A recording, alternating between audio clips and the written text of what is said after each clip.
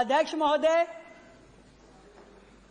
एक बार भारत की सारी विपक्षी पार्टियों ने मिलकर के एक गठबंधन बनाया। उसका नाम रखा इंडिया। नाम तो इंडिया रखा, परंतु यदि आंख बंद करके उन्हें सुने तो ऐसा पता ही नहीं चलता कि वो स्पोक्स पर्सन इंडिया के हैं कि पाकिस्तान के हैं। उनका माउथपीस भारत के लिए बात कर रहा है क्या अमेरिका की बात कर रहे हैं। ऐसे जितने लोग हैं, जब संसद में चर्चा हुई तो जोर जोर से चिल्लाए, ऑपरेशन सिंदूर पे बहुत सारे प्रश्न उठाए। उनके लिए काका हाथरसी ने एक कविता लिखी है, नाम और रूप का भेद। तो उन्होंने लिखा कि नाम मिला कुछ और तो शक्ल अकल कुछ और, नाम मिला कुछ और तो शक्ल अकल कुछ और, शक्ल अकल कुछ और, बेच रहे कोयला लाला हीरा लाल, सूखे गंगा राम सूखे मक्खन लाल। अरे सूखे मक्खन लाल, झींकती माँ और दीदी, समझ रहे ना, माँ और दीदी, कि निकले बेटा आसा राम, कितने निराशावादी। जिनको अपनी देश के सेना के वक्तव्य पे विश्वास नहीं, जिनको अपने प्रधानमंत्री पे विश्वास नहीं, वो विश्वास करते हैं दूसरे देशों के आकाओं पे। और वो जो दीदी, राष्ट्रीय दीदी, श्रेय की बात कर रही थी कि देखिए मोदी जी को इसका श्रेय चाहिए, मोदी जी को इसका श्रेय चाहिए। मैं पूछना चाहती हूं, 1947 से आपकी सरकार दिल्ली में, देश में राज कर रही है। आपने खूब श्रेय लिया देश को आजाद कराने का, तो देश के विभाजन की जिम्मेदारी क्यों नहीं ली आपने?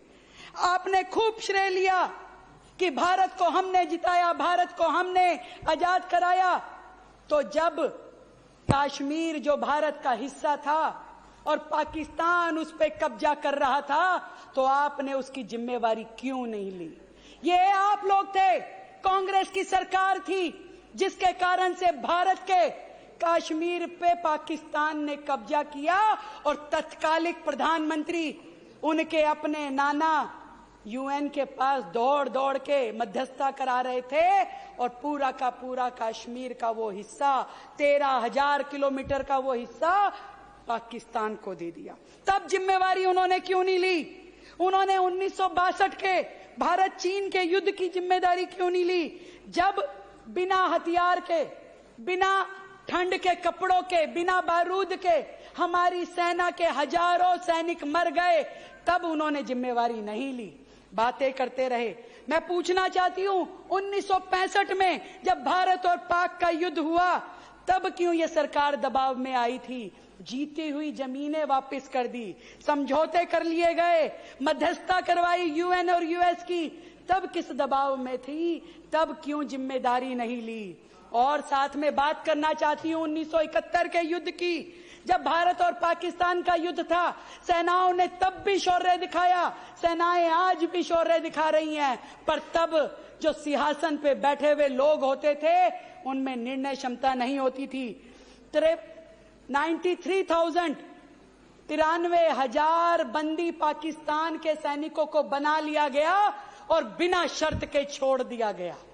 ना तो उसके बदले में पीओके मांगा गया, ना ही 54 सैनिक जो भारत के पाकिस्तान के पास थे उन्हें मांगा गया। मैं पूछना चाहती हूं, उसकी जिम्मेदारी क्यों नहीं याद आई मैडम को? जब वो संसद में खड़े होकर के बोल रही थी, तब क्यों शिमला समझौता कर लिया गया? मैं पूछना चाहती हूं, 1984 में जब प्रधानमंत्री इंदिरा गांधी जी की मृत्यु हुई और तत्कालिक उनके बाद के प्रधानमंत्री राजीव गांधी खड़े होकर के ये कह रहे थे कि बड़ा पेड़ गिरता है तो धरती हिलती है, तब उन्हें जिम्मेदारी का बोध नहीं था कि उनके इस एक वाक्य ने पूरे के पूरे भारत में हजारों सिखों के घर बर्बाद कर दिए, उनका कत्लेआम कर दिया। उसकी जिम्मेदारी उन्होंने क्यों नहीं ली? और उसके बाद से लेकर के जब तक मोदी जी की सरकार नहीं आई, कश्मीर घाटी में रोज पत्थर फेंके जाते थे, रोज कत्लेआम होते थे, रोज भारत बदनाम होता था। उसकी जिम्मेदारी उन्होंने कभी नहीं ली, तब भी वो चुप रहते थे। और इतने सारे कश्मीरी पंडितों का नरसंहार हुआ, पलायन हुआ, तब उनसे जिम्मेदारी नहीं ली गई। आज वो बात करती है कि जिम्मेदारी लीजिए।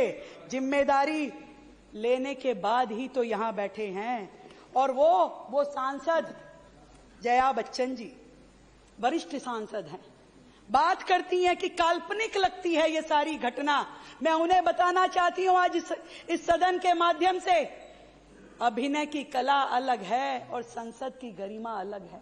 उनके द्वारा कहे हुए ये शब्द सीधा सीधा सेनाओं का अपमान है जब वो कहती हैं कि एक पूरा का पूरा दृश्य काल्पनिक लगता है। मैं कहना चाहती हूं कि वो सैनिक जो अपनी जान हथेली पे लेकर के सरहदों पे लड़ते हैं, वो उन्हें काल्पनिक लगता है। वो कहती हैं इसका नाम सिंदूर क्यों रखा गया। मैं उनको उनकी ही फिल्मी भाषा में बताना चाहती हूं कि एक चुटकी सिंदूर की औकात आप क्या जाने जया मैडम। आपको नहीं मालूम कि इसकी वैल्यू क्या है, इसका आधार क्या है, इसका सम्मान क्या है। आप तो फिल्मी हस्ती हैं, फिल्मों के अंदर की दुनिया जानती हैं, उसके बाहर आपको कुछ नहीं पता। क्योंकि तुम्हारी राजनीति तो केवल आरोपों से चलती है और मोदी जी की साख जनता के भरोसे पे पलती है। ऑपरेशन सिंदूर उत्तर था उन सभी आंसुओं का जो हमारी बहनों की आंखों से निकले। ऑपरेशन सिंदूर उन सभी चीखों का उत्तर था जो उन माओं ने अपनी बेटों की अर्थी से लिपट लिपट के चिल्लाई और रोई, उसका जवाब था ऑपरेशन सिंदूर। और मैं बधाई देना चाहती हूं आदरणीय प्रधानमंत्री जी को, देश की सभी माताओं बहनों की ओर से, जिन्होंने एक साहसी पिता, एक संवेदनशील भाई और एक दृढ़ शक्ति वाले राष्ट्र नायक की भूमिका निभाते हुए भारत की सभी बहनों का मान सम्मान और स्वाभिमान बचाया। ये सैन्य अभियान नहीं था, ये हर शहीद के परिवार का सम्मान था जो माननीय मोदी जी की वजह से मिला। और ये इन विपक्ष के लोगों पे तो वो गाना जचता है अध्यक्ष जी। वो कहते हैं ना कि इसको लुभाया तो क्या किया, उसको लुभाया क्या किया। वो गाना होता था कि दारा सिंह को लड़ाओ तो जाने, अमिताभ बच्चन को बुलाओ तो जाने। वो जचता है। जब 2016 में उरी की सर्जिकल स्ट्राइक हुई, तब ये कहते थे सबूत, तो कहते थे ये करके दिखाओ, सबूत लाके दिखाओ तो माने। मोदी जी ने सबूत ला दिया अगली बार। जब बालाकोट एयर स्ट्राइक हुई तो सबूत भी आ गए। तब इन्होंने कहा कि अरे भाई वो अभिनंदन चला गया, उसको वापस लाओ तो जाने। और मोदी जी की ताकत देखिए, अभिनंदन को भी वापस ले आए, पाकिस्तान खुद आकर के देखे गया। फिर इन्हें लगा कि अब क्या बोलें कि अब इसके अगला क्या है। तो इन्होंने कहा कि भाई आज आपने यहाँ पे जो किया है ये तो कर दिया, जो आतंकियों ने सीधा सीधा मारा, आपने आतंकी अड्डों पे हमला किया वो तो ठीक है, परंतु जो आतंकी सीधा सीधा गोली चला के गए उनको क्यों नहीं मारा। तो मोदी जी ने उसका भी जवाब दे दिया।